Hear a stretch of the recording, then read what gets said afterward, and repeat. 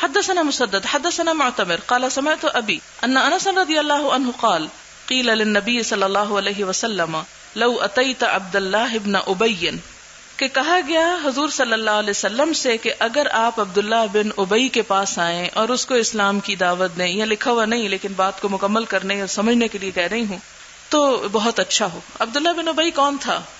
خزرج کا سردار تھا۔ اسلام لانے سے پہلے خزرجی تھا، خزرج والوں کا سردار تھا، اور وہ پورے مدینہ کا بادشاہ بنانے کا اس کو سوچ رہے تھے۔ اتنے میں آپ صلی اللہ علیہ وسلم ہجرت کر کے مدینہ تشریف لے آئے۔ اب یہ تھا کہ وہ حسد کا شکار ہو گیا کہ بات تو میری بننی تھی، میری بڑائی ہونی تھی، اور یہ میری بڑائی پہ لات پڑ گئی اور مشکل ہو گئی، اس لیے وہ ایک تکبر میں مبتلا ہو گیا۔ نبی صلی اللہ علیہ وسلم کو یہ کہا گیا کہ آپ خود اس کے پاس تشریف لے چلیں۔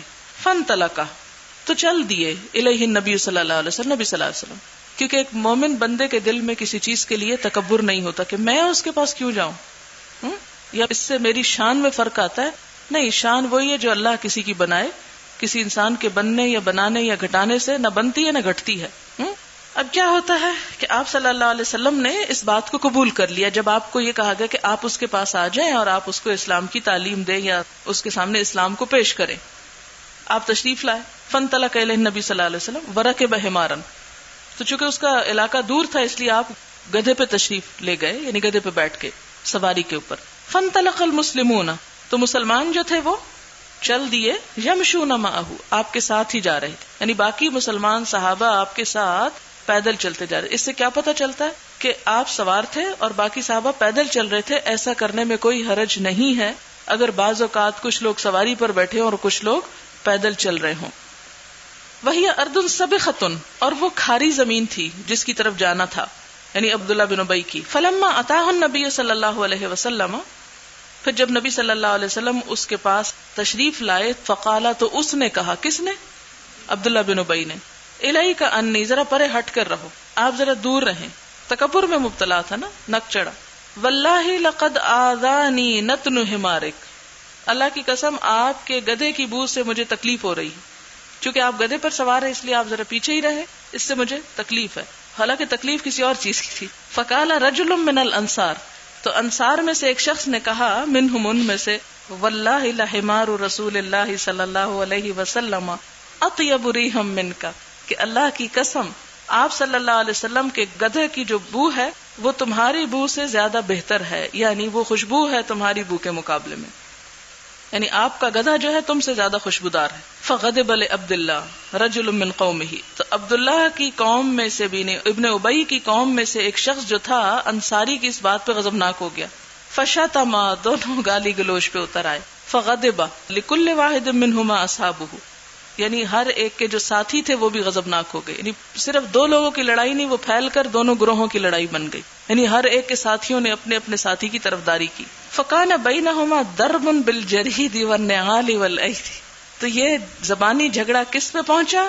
شروع ہو گیا ان کے درمیان ضرب بالجرید، جرید کہتے ہیں کھجور کی سوکھی شاخ، یعنی شاخوں سے، والنعال جوتوں سے، والایدی ہاتھا پائی، جوتے اور لاٹھی ڈنڈے چلنے لگے۔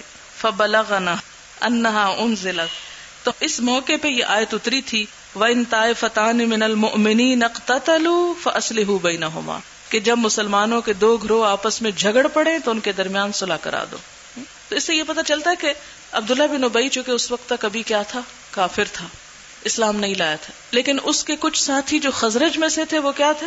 مسلمان ہو چکے تھے۔ ادھر سے جو صحابہ کا نام حضور صلی اللہ علیہ وسلم کے ساتھ گئے وہ بھی مسلمان تھے۔ اب وہاں پر جو ایک عصبیت تھی، نسلی عصبیت یا ایک گروہی عصبیت، اس نے جنم لیا۔ تو جھگڑا کس بنیاد پر ہوا؟ اسلام کی بنیاد پر نہیں، بلکہ گروہی تعصب کی بنا پر۔ وہ کہنے لگے کہ چونکہ ہماری قوم کے شخص کو یہ برا بھلا کا ادھر کا ہم، اچھا یہ واقعہ کب کا ہے؟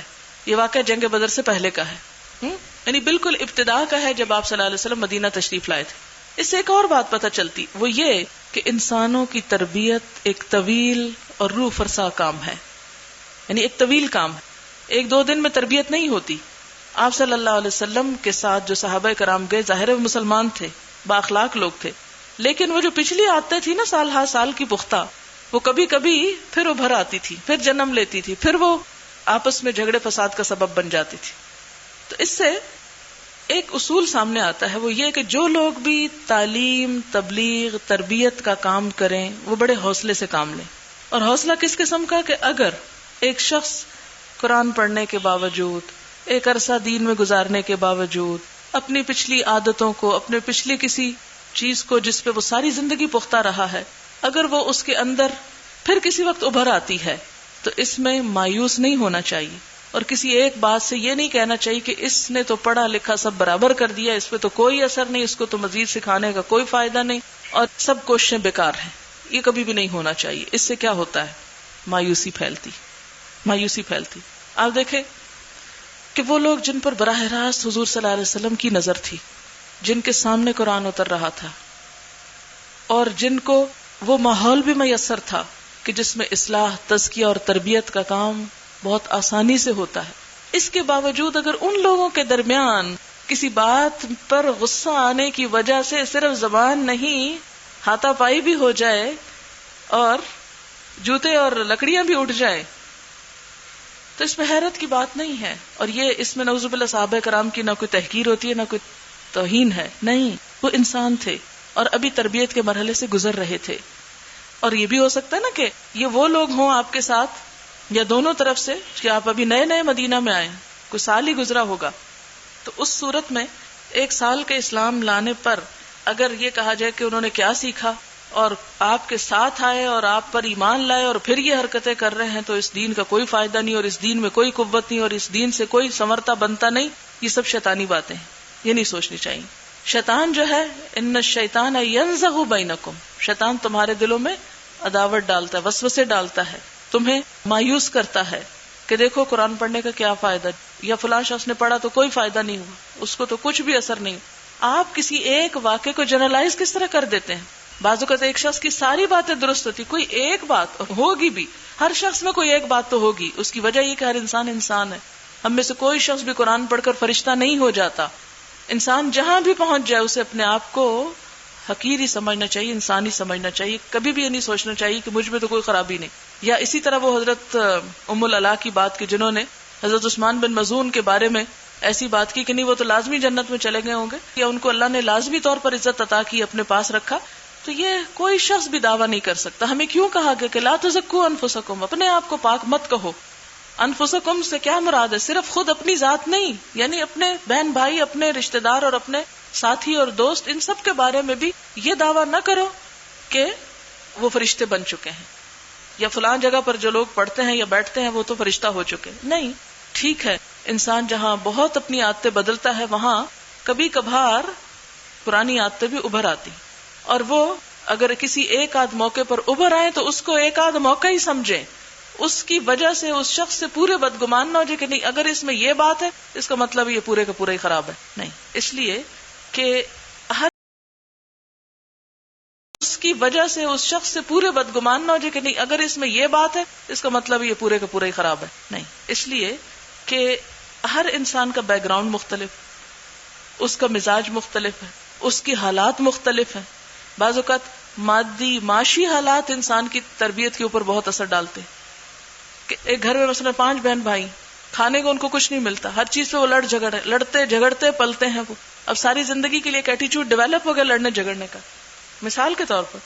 تو اب آپ دیکھیں کہ وہ کہیں پر بھی ہوں گے وہ دوسروں سے بدگمان یا لڑائی جھگڑا کر رہے ہیں. تو اب اس کی وجہ سے ہم یہ کہیں کہ چونکہ یہ ایک چیز پہ جھگڑ رہے ہیں تو یہ ہر چیز میں ہی برے ہیں. نہیں، ہمیں کیا سکھایا گیا کہ جہاں برائی اور بھلائی کو کمپیئر کرنا ہو تو کیا کرو، وہ چھوڑ کے خوبیاں دیکھو. خوبیاں دیکھو گے دل ٹھنڈا ہو جائے گا، باقی سب کچھ بھول جائے گا. لیکن اگر انسان دوسرے کی خوبیاں چھوڑ کے صرف ایک کمزوری کو لے کے بیٹھ جائے اور اس کو پھر عام کر دے، جنرلائز کر دے کہ نہیں یہاں تو کوئی بھی خیر نہیں اور یہ تو سب کچھ خراب ہی خراب ہے، اور اس کو کوئی خیر نظر نہ آئے، تو وہ شخص دراصل ایک غلط اسیسمنٹ کر رہا ہے. اپنے آپ کو بھی نقصان دے گا، دین کو بھی نقصان پہنچائے گا، اور انڈائریکٹلی وہ قرآن اور سنت کو بھی بلیم کر رہا ہے کہ اس کے پڑھنے والے ان کو کوئی فائدہ نہیں پڑھا کے. کیونکہ عموماً آپ نے دیکھو گا نا لوگ بڑی بات کرتے، ہم نے دیکھے درسوں پہ جانے والے سالوں سے درسوں میں جاتے کوئی اثر نہیں ہوا ان پہ. بھئی ایک آپ کی بات نہیں مانی، آپ سے اچھا سلوک نہیں کیا تو آپ کہنے لگے کوئی اثر نہیں ہوا. ہاں، آپ دیکھیں کہ ان میں کوئی خوبی بھی تو ہوگی. اب اس کی ایک بڑی خوبصورت سی مثال ہے کہ مثال کے طور پر ایک گھڑی بند ہو جاتی ہے 12 بجے پہ، سارا دن وہ جھوٹ بولتی ہے. 1 بجتا ہے تو وہاں 12 ہی بجے ہوتے ہیں, 4 بجتے ہیں تو وہاں 12 ہیں, 8 بجتے ہیں تو وہاں 12 ہیں. لیکن ایک وقت آتا ہے کہ وہ بھی سچ بولتی ہے. ایک وقت تو سچ بولتی ہے نا, کہ جب 12 بجتے ہیں تو وہ 12 بجاتی. اس لیے اگر آپ کو کوئی شخص 100% برائیوں کا پتلا نظر آ رہا ہے نا, تو اس میں بھی ایک خوبی ضرور ڈھونڈ سکتے ہیں آپ. ایک خوبی ضرور ہوگی, اور ہو سکتا ہے کہ اس کی ایک خوبی اس کی ساری خامیوں پر حاوی. تو اس لیے معاشرے کے اندر رہنے کے لیے اور خوشی کے ساتھ, خوشحالی کے ساتھ, امن و اطمینان کے ساتھ ایک معاشرے کے اندر سکون کی فضا کے لیے ضروری ہے کہ دوسرے کی کوتاہیوں برائیوں سے درگزر کی جائے, اور ایک برائی کو جنرلائز نہ کیا جائے سب پر. اور ایک چیز سے مثلا ہم یہ کہیں کہ کوا کالا ہے لہذا تمام کوے کالے ہیں, تو ٹھیک ہے, ہم یہ بات تو درست ہے. لیکن اگر کوئی یہ کہے کہ کوا کالا ہے, کوا ایک پرندہ لہذا تمام پرندے کالے ہیں, تو یہ بات جو ہے یہ درست نہیں ہوگی, کیونکہ کوے کا پرندہ ہونا ضروری نہیں کہ سب پرندوں کو کالا بنا دے. تو عموماً ہم جو چیزوں کے بارے میں رائے قائم کرتے ہیں وہ کیا کرتے ہیں, ایک جز کو لے کے کل پر لگا دیتے ہیں, اور یہ بات درست نہیں ہوتی. اس میں ہم اپنے آپ کو بھی دھوکہ دیتے ہیں اور دوسروں کو بھی, یعنی ججمنٹ ان کے بارے میں درست نہیں رکھتے, جس کے نتیجے میں آپ جس چیز سے فائدہ اٹھا سکتے ہیں دین کے لیے وہ نہیں اٹھا پاتے. مثلاً آپ دیکھیں کہ ہمارے ہاں مسلکی اختلافات کی وجہ سے جو گروہ بندیاں ہوئیں, اس کی وجہ سے ایک دوسرے پر مسجدوں کے دروازے تک بند ہو گئے. ہوئی نا یہ بات؟ حالانکہ کیا تھا, جب وہ بھی نماز پڑھا اور آپ بھی پڑھ رہے ہیں, اگر ایک طرح سے پڑھا دوسرا دوسری, تو پڑھ تو نماز ہی رہا ہے نا. اب اگر آپ صرف اس وجہ سے کسی سے قطع تعلق ہی کر لیں کہ چونکہ اس کے نماز کا طریقہ مجھ سے مختلف ہے اس لیے یہ میرا بھائی ہو نہیں سکتا, تو آپ کی یہ سوچ کیا ہوگی؟ ایک غلط سوچ ہوگی. آپ سوچیں وہ ایمان تو رکھتا ہے نا, وہ معاملات تو درست رکھتا ہے, اس کے اندر باقی تو تمام خوبیاں ہیں, اور ہو سکتا ہے کہ وہی آپ سے زیادہ درست ہو. یہ احتمال ہے نا. اجتہادی معاملات میں جتنا اختلاف ہے اس کے بارے میں ہماری سوچ کیا ہونی چاہیے کہ اگر میں اپنے آپ کو درست سمجھتا ہوں اور دوسرے کو غلط, تو اتنا ہی چانس اس بات کا ہے کہ دوسرا جو ہے وہ درست ہو اور میں غلط پر ہوں. تو جو شخص یہ سوچ لیتا ہے اس کے لیے پھر کوئی مشکل نہیں رہتی, وہ ہر جگہ پر ایڈجسٹ کر لیتا ہے. لیکن اگر یہ ایڈجسٹمنٹ نہ کر سکے تو زندگی دوبھر ہو جاتی ہے. پھر ایسے لوگ کوئی تعمیری کام نہیں کر سکتے. کوئی بھی تعمیری کام کرنے کے لیے ضروری ہے کہ دریا میں اترتے وقت طوفان کو مد نظر رکھیں کہ وہ بھی آ سکتا ہے. باب لیس الکاذب الذی یصلح بین الناس, وہ شخص جھوٹا نہیں جو لوگوں کے درمیان اصلاح کرنے کے لیے بات کو کچھ بدل دے. آپ کو پتا جھوٹ اکبر الکبائر ہے, اکبر الکبائر. اور جھوٹی گواہی کیا ہے؟ آپ صلی اللہ علیہ وسلم ٹیک لگائے ہوئے تھے اور اٹھ کے بیٹھ گئے, اتنی دفعہ اس کی مذمت کی کہ صحابہ کرام نے کہا کہ کاش آپ خاموش ہو جائیں. یہاں پر کاذب سے مراد یہ نہیں کہ پکے جھوٹ اور بڑے بڑے جھوٹ بول کے معاملے کو پہلے سے ہی بگاڑ دے. مراد یہ ہے کہ بات کو اگر مثال کے طور پر ایک شخص دوسرے کے بارے میں گالی بھی دے رہا ہے تو اسے آ کے وہ گالی نہ بتائے. اس نے اگر کوئی اچھی بات کہی ہے تو کہیں نہیں وہ تو تمہارے بارے میں بہت اچھی رائے رکھتا ہے, اس نے تو یہ بات کہی ہے. اب پورا فیکٹ نہیں بتا رہا لیکن ایک حصہ بتا رہا ہے, تو اس میں کیا ہے, اس کو پھر توریہ کہتے ہیں. تو یہ توریہ جو ہے یہ اصلاح کے لیے جائز ہے. عام حالات میں اس کو نہیں اختیار کرنا چاہیے, بلا وجہ اپنی عادت نہیں بنانا چاہیے, کیونکہ وہ بھی پھر کیا ہو جاتا ہے, جھوٹ کی ایک قسم. حضرت ابراہیم علیہ السلام نے کیا کیا تھا, فنظر نظرۃ فی النجوم فقال انی سقیم. اور اس میں بھی میں نے آپ کو بتایا تھا کہ یہ نہیں کہ آپ بیمار نہیں ہوں گے, آپ کی طبیعت خراب نہیں ہوگی. ہر شخص روز ہی ایک دفعہ تو ضرور کہتا ہے کہ میری طبیعت کچھ ٹھیک نہیں ہو رہی اس وقت, لیکن یہ ہے کہ اصل وجہ کچھ اور تھی. انہوں نے وہ وجہ نہیں بتائی اور ایک جزوی وجہ بتا دی, انی سقیم.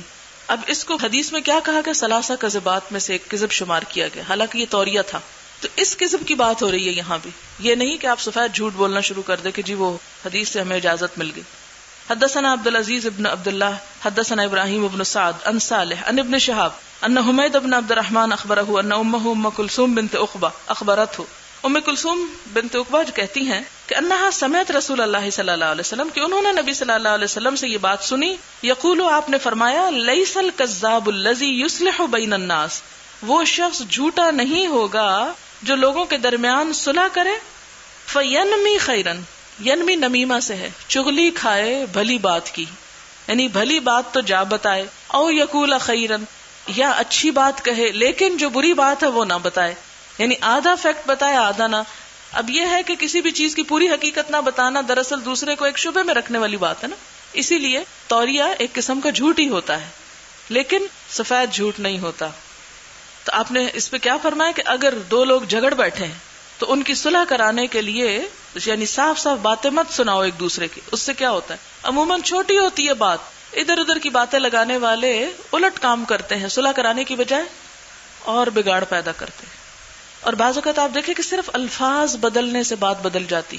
ایک شخص نے ایک کہا نہیں ہوتا، نہ اس کا مقصد ہوتا ہے، لیکن دوسرے کو ایسی طرح جا کے بات لگائیں گے اپنی انٹرپریٹیشن کے ساتھ کہ وہ جل اٹھے، اور اگر تعلقات میں کوئی اصلاح کی یا بہتری کی گنجائش ہے تو وہ بھی ختم ہو کے رہ جائے. تو یہ بات جو ہے یہ بہت بڑا جرم ہے.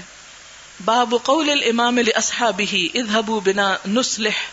امام کا، حاکم کا اپنے ساتھیوں سے کہنا ہمیں لے چلو کہ ہم صلح کرا دیں. یعنی امام کو، حاکم کو اگر اپنے ماتحتوں کی منت کرنی پڑے تو اسے اس چیز میں عار یا عیب نہیں سمجھنا چاہیے. وہ یہ تکبر چھوڑ دے اور کیا کہے اپنے ماتحتوں سے کہ ہمیں لے چلو، ہم چلتے ہیں تمہارے ساتھ اور صلح کراتے.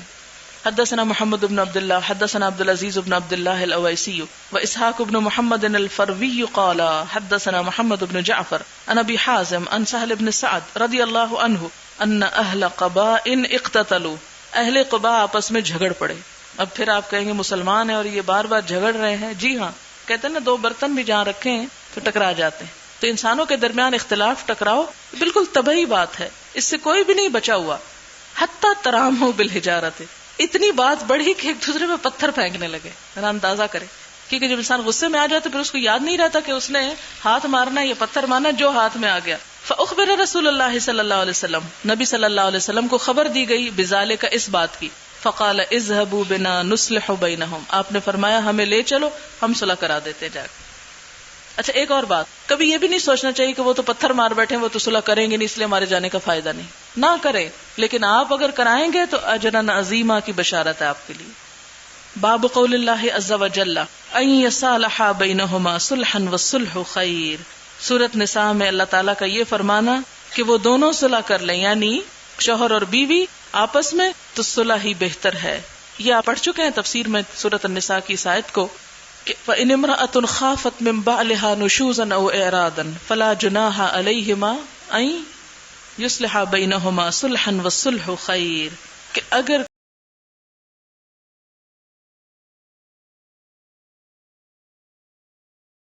کوئی عورت اپنے شوہر کے دل سے اتر جائے اور وہ اس کو طلاق دینا چاہے تو عورت یہ کہے کہ نہیں میں ساتھ ہی رہتی ہوں لیکن اپنے حقوق سے دستبردار ہو جاتی ہوں، تو حقوق سے دستبردار ہو کر بھی صلح کرنی پڑے تو اس صلح میں بہتری ہے، یہ زیادہ اچھی بات ہے. حدثنا قتيبة بن سعيد حدثنا سفيان عن هشام بن عروة عن أبيه عن عائشة رضي الله عنها وإن امرأة خافت من بعلها نشوزا أو إعراضا قالت. تفسیر کون کر رہی ہیں؟ حضرت عائشہ کر رہی ہیں کہ اس کا مطلب کیا ہے اس آیت کا؟ هو الرجل يرى من امرأته ما لا يعجبه، کہ مرد اپنی بیوی میں کوئی ایسی چیز دیکھتا ہے جس سے وہ اس کو پسند نہیں آتی، مثلاً کبرن بڑھاپا، او غیرہ یا اس کے علاوہ کوئی عادت وغیرہ. فیرید فراقہا، تو چاہتا ہے کہ اسے اپنے سے جدا کر دے. ظاہر ہے مرد طلاق دے سکتا ہے، وہ اس کو طلاق دے دے گا، کام ختم. فتقول، تو عورت کہتی ہے امسکنی، مجھے روکے رکھو، یعنی مجھے طلاق مت دو. وقسم لی ما شئتا، اور جو میرے لیے تقسیم کرتے ہو کر دو، یعنی جو دینا چاہتے ہو دے دو. قالت، تو کہنے لگی ولا بأس اذا تراضیا، تو کوئی حرج نہیں اگر وہ دونوں باہم صلح کر لیں اور مرد طلاق نہ دے. اب آپ کہیں گے کہ یہ تو عورت پہ بڑا ظلم ہے کیونکہ وہ بیچاری کہاں جائے، اسی لیے تو اسلام کہہ رہا ہے کہ ساتھ ہی رہے تو بہتر ہے. لیکن اس مرد پہ ظلم نہیں کہ جس کے دل میں وہ عورت جگہ نہیں رکھتی، یا وہ اپنا مال کما کر اس پہ لاتا ہے، خرچ کرتا ہے اور اس کی طرف سے اس کو کوئی بھی فائدہ نہیں. آپ دیکھیں نا حقوق تو دونوں طرف سے ہوتے ہیں نا. اگر شوہر اپنی خون پسینے کی کمائی لا کے بیوی کو دیتا ہے تو بیوی کا بھی فرض بنتا ہے کہ وہ شوہر کو خوش کرے اور شوہر کی اطاعت کرے. لیکن اگر یہ دونوں طرف کا برابر کا معاملہ نہیں اور صرف یک طرفہ طور پر شوہر ہی سب کچھ کر رہا ہے اور بیوی جو ہے وہ نہیں کر پاتی یا نہیں کر سکتی یا نہیں کرنا چاہتی، تو ایسی صورت میں اسلام نے شوہر کو جبرن اسے اپنے ساتھ رکھنے کے لیے نہیں کہا. اس لیے جہاں طلاق کی بات آتی نا وہاں یہ بھی آتا ہے وَإِن يَتَفَرَّقَا يُغْنِ اللَّهُ كُلًّا مِّن سَعَتِهِ، اگر وہ دونوں الگ بھی ہو جائیں گے اللہ ہر ایک کو اپنی وسعت سے غنی کر دے گا، اللہ تعالیٰ اس کا کوئی اور ٹھکانہ کر دے گا. کوئی اور جگہ اس کے لیے کر دے گا. لیکن اس میں اگر یہ جبر کیا جاتا تو بہت سی خرابیوں کا اندیشہ تھا، یعنی اس کے گناہگار ہونے کا اندیشہ تھا کہ اس کو بیوی بھی بنا کر رکھا ہوا ہے اور اس کے پھر حقوق بھی ادا نہیں کرتا اور حرام سے دوسری عورتوں کے ساتھ تعلق بھی رکھا ہوا. تو ایسی صورت میں کیا ہے کہ شوہر چاہے تو دوسری شادی کر لے، اور اس صورت میں اگر پہلی بیوی اپنے کچھ حقوق سے دستبردار ہو جاتی ہے تو اس صورت میں مرد پر کوئی الزام نہیں ہوگا.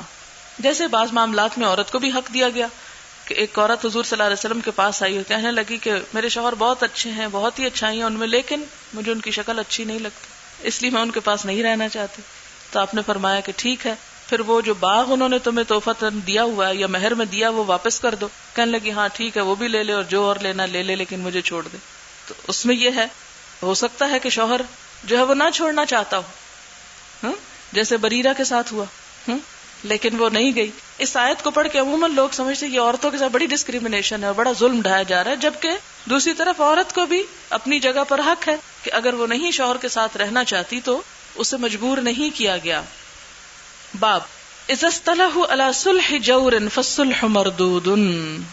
اذا اصطلحوا جب وہ صلح کرے على صلح جور ظلم کی بات پر، فالصلح مردود تو صلح مردود ہے، رد ہے، ریجیکٹڈ ہے. یعنی کسی صلح میں ظلم کی شرط پر صلح نہیں ہوگی. صلح عدل کے ساتھ ہی ہو سکتی، ظلم کے ساتھ نہیں ہو سکتی. حدثنا آدم حدثنا ابن ابی ذئب حدثنا الزہری عن عبید اللہ ابن عبد اللہ عن ابی ہریرہ وزید بن خالد الجہنی رضی اللہ عنہما قال جاء اعرابی فقال یا رسول اللہ اقض بیننا بکتاب اللہ. ایک اعرابی حضور صلی اللہ علیہ وسلم کے پاس آیا اور کہنے لگا اے اللہ کے رسول صلی اللہ علیہ وسلم ہمارے درمیان فیصلہ کیجیے اللہ کی کتاب پر، یعنی جو اللہ کی کتاب میں لکھا ہے اس کی بنا پر آپ فیصلہ کیجیے. فقام خصمہ تو اس کا مد مقابل بھی کھڑا ہو گیا، یعنی جس کے ساتھ اس کا جھگڑا تھا. فقال صدقہ کہنے لگا ہاں یہ بالکل صحیح کہہ رہا ہے، میں بھی یہی چاہتا ہوں کہ آپ کتاب اللہ کے مطابق فیصلہ کریں. اقض بیننا بکتاب اللہ آپ ہمارے درمیان اللہ کی کتاب کے مطابق فیصلہ کیجیے. فقال الاعرابی اعرابی نے مقدمہ پیش کیا ان ابنی کہ میرا بیٹا کانا عصیفا مزدور تھا، کام کرتا تھا، علی ھذا اس شخص کے پاس. فزنا بامرأتہ تو اس نے زنا کیا اس کی بیوی کے ساتھ. فقالوا لی تو انہوں نے کہا مجھ کو علی ابن کا الرجم کہ تیرے بیٹے پر رجم ہے، سنگسار ہوگا. ففدیت ابنی منہ بمئۃ من الغنم وولیدۃ تو میں نے فدیہ دیا اپنے بیٹے کی طرف سے کیا 100 بکریاں اور ایک لونڈی. ثم سألت اہل العلم پھر میں نے اہل علم سے پوچھا. فقالوا تو انہوں نے کہا انما علی ابنک کہ تیرے بیٹے پر ہے جلد مئۃ 100 کوڑے وتغریب عام اور 1 سال کا وطن چھوڑنا، یعنی ملک سے نکالنا، دیس نکالا. فقال النبی صلی اللہ علیہ وسلم تو آپ نے فرمایا لأقضین بینکما بکتاب اللہ میں ضرور فیصلہ کروں گا تم دونوں کے درمیان اللہ کی کتاب کے مطابق. اما الولیدۃ جہاں تک لونڈی کا تعلق ہے، والغنم اور بکریاں فرد علیک تو وہ تجھ کو واپس لوٹائی جائیں گی. وعلی ابنک جلد مئۃ اور تمہارے بیٹے کی سزا کیا ہے 100 کوڑے. وتغریب عام اور 1 سال کی جلاوطنی. واما انت یا انیس اور تم انیس لرجل اس شخص کے لیے کیا حکم ہے فغدو تم جاؤ اس کے ساتھ علی امرأۃ ھذا اس شخص کی بیوی کے پاس. فرجمھا یہاں پر اتنا مختصر ہے، دوسری حدیث میں آتا ہے فإن اعترفت اگر وہ عورت اعتراف جرم کر لے فرجمھا تو اس کو سنگسار کر دو. فقضا علیہا انیس فرجمھا تو انیس اس کے پاس گئے، اس عورت نے اعتراف کیا تو آپ نے اس کو رجم کر دیا، سنگسار کر دیا. اب آپ دیکھیں کہ آپ نے اس دور میں کئی لوگوں کے منہ سے یہ بات سنی ہوگی کہ قرآن میں کہاں لکھا ہوا ہے کہ رجم کی سزا ہے، یہ اسلام میں سنگساری کی سزا نہیں ہے. آپ دیکھیں کہ اس حدیث میں کیا آ رہا ہے لأقضین بینکما بکتاب اللہ میں اللہ کے لکھے کے مطابق تمہارے درمیان فیصلہ کروں گا. اور آپ نے کیا فیصلہ کیا کہ بغیر شادی شدہ کے لیے 100 کوڑے اور شادی شدہ کے لیے سنگسار. لیکن وہ جو بکریاں اور وہ لونڈی تھی وہ واپس دلوا دی. اس سے کیا مطلب ہے کہ یہ شرط جو تھی یہ ظالمانہ شرط تھی، کیونکہ باپ نے تو قصور نہیں کیا، جس نے قصور کیا اس کو سزا ملے، اس لیے آپ نے جو مال اس کو دلوایا تھا وہ لوٹا لیا. حدثنا یعقوب حدثنا ابراہیم بن سعد عن ابی عن القاسم بن محمد عن عائشہ رضی اللہ عنہا قالت قال رسول اللہ صلی اللہ علیہ وسلم من احدث فی امرنا ھذا جس نے نیا طریقہ نکالا، احدث حدیث جدید کو کہتے، جس نے کوئی جدید بات پیدا کی ہمارے اس حکم میں، ہمارے اس دین میں، ما لیس فیہ جو اس میں ہے نہیں، فہو رد تو وہ مردود ہے، ریجیکٹڈ ہے، قابل قبول نہیں. یعنی اگر کوئی شخص اپنے پاس سے کوئی طریقہ ایجاد کر کے نیکی کر رہا ہے تو وہ اس کے لیے قابل قبول نہیں ہے، اس کے اوپر بلکہ الٹا عذاب ہوگا. اس کو بدعت کہتے ہیں، یعنی دین میں نئی نئی باتیں ایجاد کر لینا.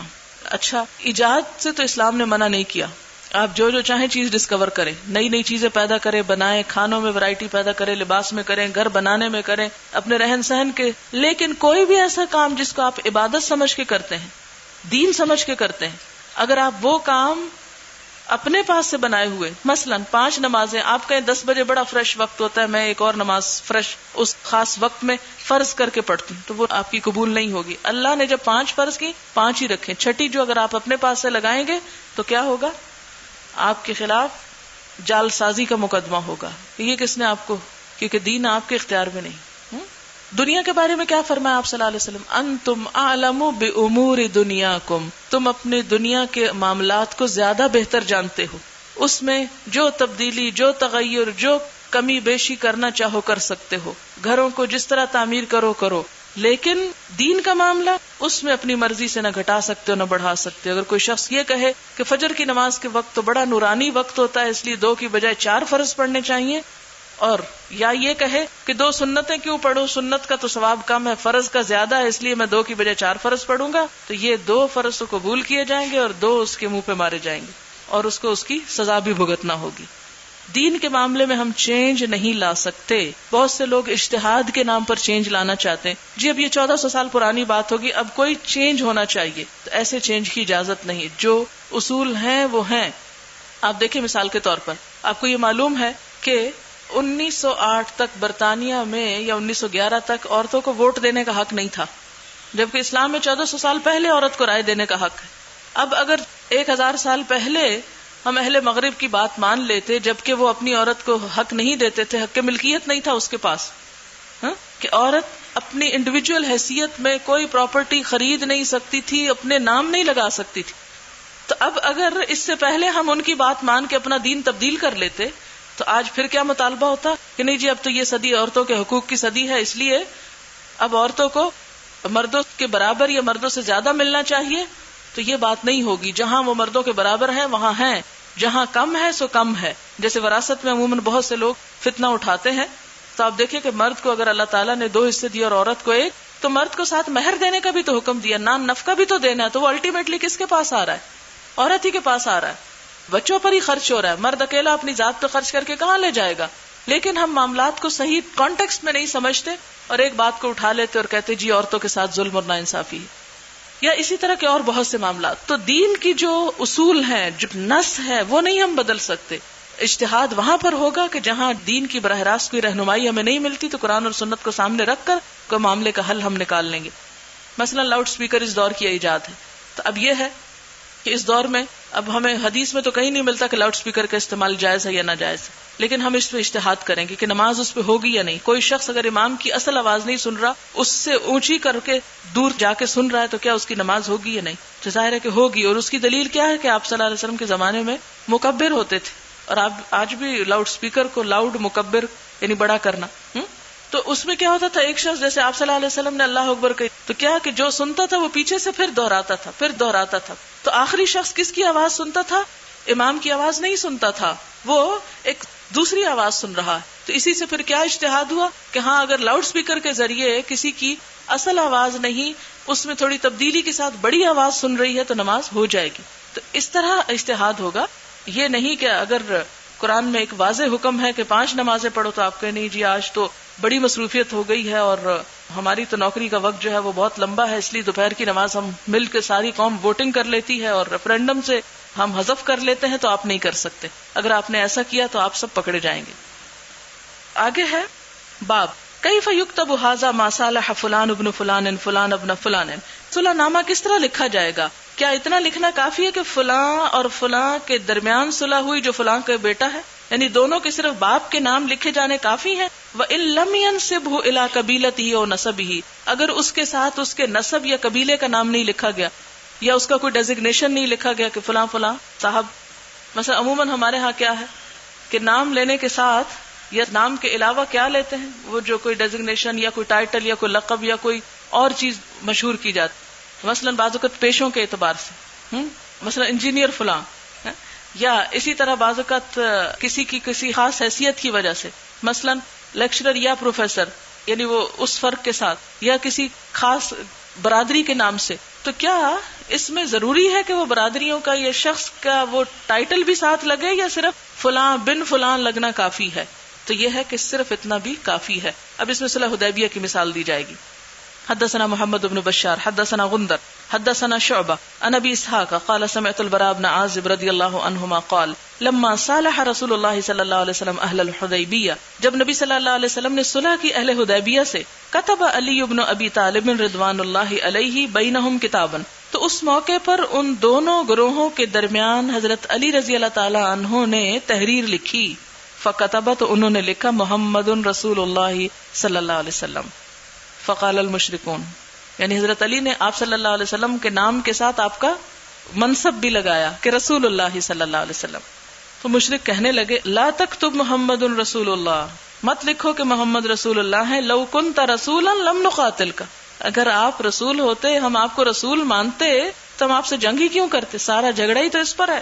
فقال لعلی، تو آپ نے حضرت علی سے کہا امحوہ، اس کو مٹا دو. فقال علی، حضرت علی کہتے ہیں ما انا بالذی امحاہ، میں تو بالکل نہیں مٹانے کا، میں نہیں مٹاتا. فمحاہ رسول اللہ صلی اللہ علیہ وسلم، تو نبی صلی اللہ علیہ وسلم نے خود مٹا دیا.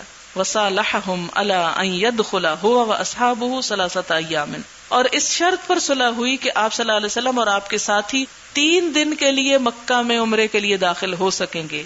ولا يدخلوها الا بجلبان السلاح، اور نہ داخل ہوں گے مگر اسلحہ کے جلبان کے ساتھ. جلبان کیا ہے؟ فسألوہ، انہوں نے پوچھا ما جلبان السلاح، اسلحہ کا جلبان کیا ہے؟ فقال القراب بما فیہ، تو کہا کہ غلاف یا نیام اور جو اس کے اندر ہوتا ہے، یعنی اپنی تلواریں نیام کے اندر رکھ کے لائیں گے، اس کے علاوہ خالی یا ننگا اسلحہ نہیں لے کر آئیں گے. اسی سے جلباب کا لفظ ہے، یعنی اوڑھنے کی چیز. تو اسلحے کے اوپر جو نیام ہوتی ہے وہ ایک طرح سے اڑھا دی جاتی ہے.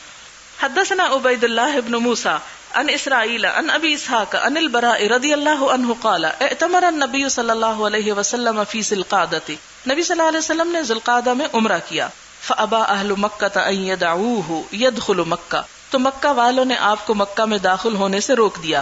حتی قاضاہم، یہاں تک کہ آپ نے ان سے صلح کی. علی ان یقیم بها 3 ایام، کہ ان کو 3 دن کے لیے وہاں ٹھہرنے دیا جائے گا. فلما كتبوا الكتاب، جب انہوں نے تحریر لکھی، کتبوا تو لکھا ھذا ما قاد علیہ محمد رسول اللہ صلی اللہ علیہ وسلم، یہ وہ تحریر ہے جس میں نبی صلی اللہ علیہ وسلم نے صلح کی محمد رسول اللہ نے صلی اللہ علیہ وسلم. فقالوا، تو انہوں نے کہا لا نقر بها، ہم اس کا اقرار نہیں کریں گے، ہم اس پہ تصدیق نہیں کریں گے. فلو نعلم انک رسول اللہ ما منعناک، اگر ہم جانتے ہوتے کہ تم اللہ کے رسول ہو تو ہم تم کو کبھی بھی نہ روکتے. ولیکن انت محمد بن عبد اللہ، لیکن تم تو محمد بن عبد اللہ ہو. قال انا رسول اللہ، تو آپ صلی اللہ علیہ وسلم نے اس موقع پر پھر اپنی رسالت کی تصدیق فرمایا میں رسول اللہ ہوں.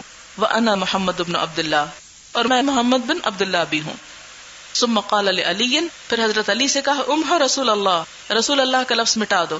قال اللہ، کہنے لگے نہیں، واللہ لا امحوک ابدا، اللہ کی قسم میں کبھی نہیں مٹاؤں گا. فاخذ رسول اللہ صلی اللہ علیہ وسلم الکتاب، آپ نے وہ تحریر اٹھائی. فکتب، اور پھر لکھا گیا ھذا ما قاد محمد بن عبد اللہ، یعنی محمد بن عبداللہ کا لفظ لکھا گیا.